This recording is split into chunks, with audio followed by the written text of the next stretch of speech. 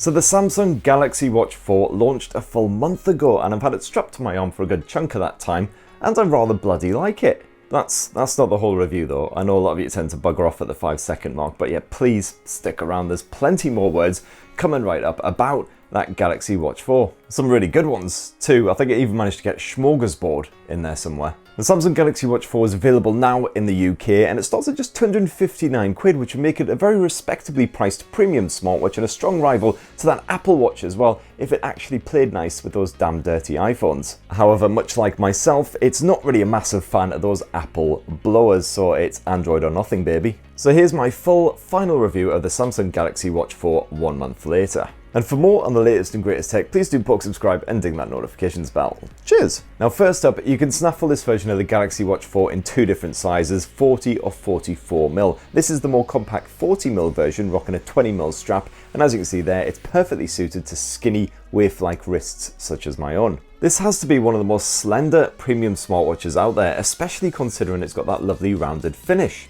That aluminium case is as light as it is slim, and Samsung has kept the design neat and simple. Sure, the bezels could perhaps be a bit skinnier, but that fat circle surrounding the screen does actually serve a purpose, as I will touch on later. And otherwise, I really love the look of this thing. Samsung is also offering a wide variety of coloured bands to choose between. You can always grab a few and sort of mix and match depending on your mood, but to be honest, I quite like this perfectly simple, straightforward black effort. The Galaxy Watch 4 is very well suited to an active lifestyle, from this sweat-proof band here to the durable casing, which is water resistant to a depth of 5 meters. With of course the usual boring caveats of don't wear it in seawater, etc, etc. And I made sure to rock the Samsung Galaxy Watch 4 on my wrist as often as possible, so I wore it at night a couple of times, and I kept it on during several very intensive sweaty workout sessions. Although let's face it, I get a bit sweaty just walking up the stairs to the lavvy these days. And I found that silicone has been perfectly skin friendly. I've had no issues with dryness, rashes, oozing of any description. Oozing, now there is a fantastic word. That 1.2-inch Super AMOLED screen is every bit the eye candy you would expect from Samsung. The 396 by 396 pixel resolution means visuals are beautifully sharp with deep blacks and punchy colours, both of which the Galaxy Watch 4's menus take full advantage of. And I've got to say, the auto brightness works absolutely perfectly here on the Galaxy Watch 4 as well. Not once did I have to touch that manual brightness slider, because I could just perfectly see what I was trying to do in a bright, sunshiny outdoors situation, or last thing at night before I was getting all tucked up with Teddy. In fact, this thing gets bright enough that you can actually use it as a torch if you need to, if you're skulking about in the dark for whatever reason. Now you've got a huge variety of watch faces to choose from in the Galaxy Wearables app and on that Play Store as well. There's something here to suit absolutely everyone, even those on popular Class A drugs. And the AMOLED screen means that you can knock on an always on display option if you don't want to rely on the raise to wake feature. And to be fair, the raise to wake feature isn't the best around. You generally have to do the usual exaggerated gesture, just the subtle little thing isn't enough. Now the Galaxy Watch 4 is powered by Samsung's fresh new 5nm Exynos W920 chipset designed specifically for smartwatches, paired with 1.5 gigs of RAM, quite a considerable amount of memory for a smartwatch. And on the whole, that does make for pretty smooth performance, even with all of the smartwatch's features turned on, though I definitely saw the occasional little jizzer here and there. It's not perfectly silky smooth all of the time, and also the screen responsiveness could be a bit better too. Often when I try swiping on that main watch face to bring up the apps menu or get the quick panel pulled down, I have to swipe a couple of times to get it to work, which can get kind of annoying. And I gotta say, I really do miss the physical rotating crown that you get on the Samsung Galaxy Watch 4 Classic. You do have a virtual crown here, and it works pretty well, but it's not quite perfect. Basically, just run your finger around that big fat bezel I was talking about before, and it does pretty much the same thing. It's not as cool, and I did occasionally find that my swipes weren't registered and had to try a couple of times to get it to work, and definitely don't even try with moist fingers. I found that certainly either after I just washed my hands, which I tend to do quite a bit in these plaguey times, or when I was in the middle of a workout session, then that rotating thing just don't even bother.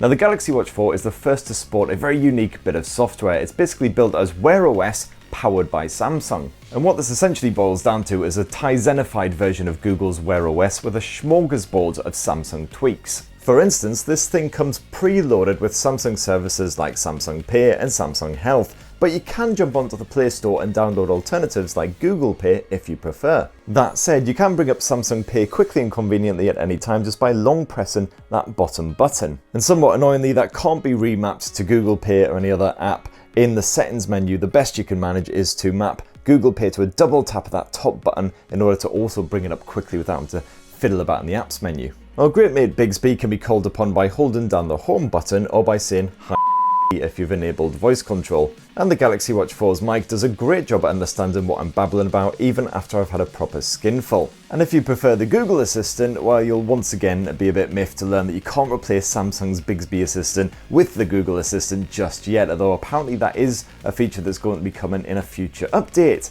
Whoopie-dee-doo. And yeah, full access to the Google Play Store here on the Samsung Galaxy Watch 4, which is just as well stocked as Samsung's previous App Store. And you've got 16 gigs of storage to fill with your various apps and other media and such forth on here, though a good chunk of that was already filled with the OS and various other bits that come pre-installed. I've got to say though, the voice search on the Google Play Store on this thing was less than stellar. Certainly didn't appreciate my accent one little bit, so I did often resort to the tiny little on-screen keyboard instead, which actually works fine, considering the screen's just over a bloody inch in size. There's definitely not a problem with the mic, because as I say, the Bixby Assistant understood perfectly well what I was banging on about at any given moment, and also when taking calls on this thing in moments of desperate need, it works absolutely fine as well. I've got to say the speaker's pretty damn decent as well, considering again this thing is proper dinky. Now the Galaxy Wearable app on your smartphone is well worth piddling about with. You can use this to manage your watch apps, as well as swap around and reorder all of those watch tiles,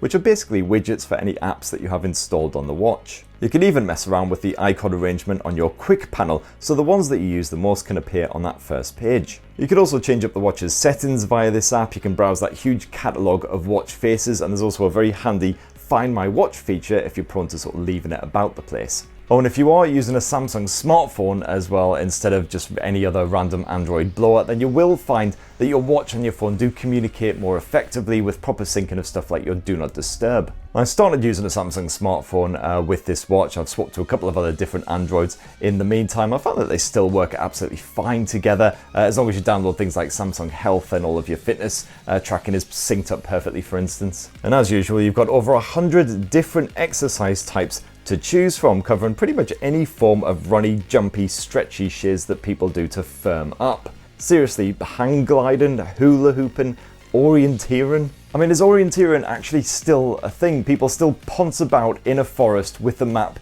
looking for little flags in an age of Netflix and PlayStation. GPS tracking seems to be respectable enough as long as you aren't undercover, and it's very handy for your fitness shenanigans as well as Google Maps. And the auto exercise tracking works really well here on the Samsung Galaxy Watch 4. So basically, if you start, walking or jogging, about 10 minutes later, you'll get a little notification on your watch saying, okay, we're tracking this now, and it will have started tracking it back at the beginning of the exercise session. You can beam downloaded music tracks from your smartphone to your watch using the Wearables app. It's a very quick and easy procedure, and then you can listen to them via your watch using a Bluetooth headset.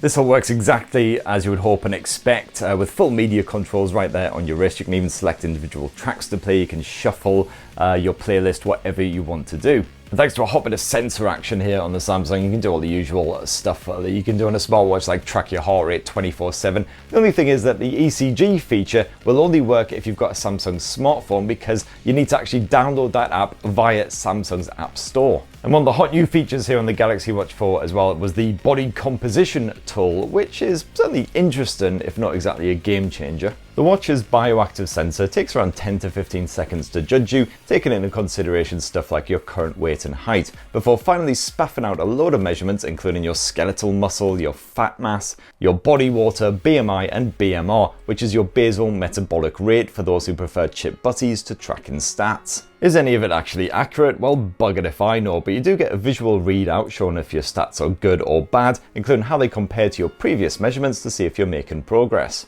And there are some other fitness features packed onto this thing as well, including the ability to beam workout videos to another Samsung-enabled display. I'm not really sure what the point of that is though, when you've got like YouTube and stuff. But there's certainly more than enough fitness tracking smarts and stats and all that kind of stuff packed into this thing to suit most everyday users down to the ground. But sadly, like most premium smartwatches, the Galaxy Watch 4 does stumble at that final hurdle being the battery life. Because to put it bluntly, the battery life is rather gash. With features like always on display and NFC active, you will be charging this thing every bloody night. The only way to stretch 2 days out of it, as far as I've found anyway, is to knock the brightness right down, turn off features like the always on display, and just not use any of the apps or anything, at which point you might as well just strap a hedgehog to your arm for all the good it's doing you.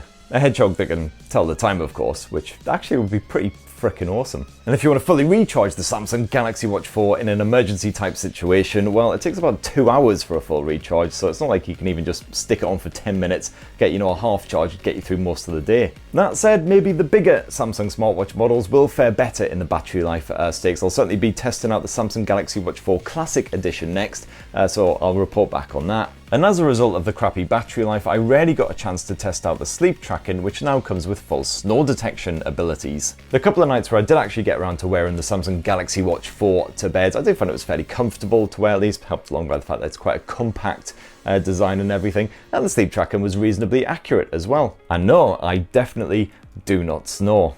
So overall, after a month of rocking the Samsung Galaxy Watch 4, gotta say I do really like it, from the colourful and customizable UI to the compact design. But it's definitely Samsung fans who rock a Samsung Galaxy smartphone and who use Samsung services like the Samsung Pay who are gonna get the most out of the Samsung Galaxy Watch 4, and can I say Samsung anymore in this sentence? I've got to say personally, I do really miss the strong battery life from the likes of the Huawei Watch GT2 Pro when I'm rocking this thing as well. But did really very much enjoy it all the same. So what do you reckon of the Samsung Galaxy Watch 4? Are you more tempted by that classic model? I will be reviewing that in full as well, so stay tuned for that. And for more on the latest and greatest tech, please do plug subscribe and ding that notifications bell, and have yourselves a fantastic rest of the week. Cheers everyone, love you.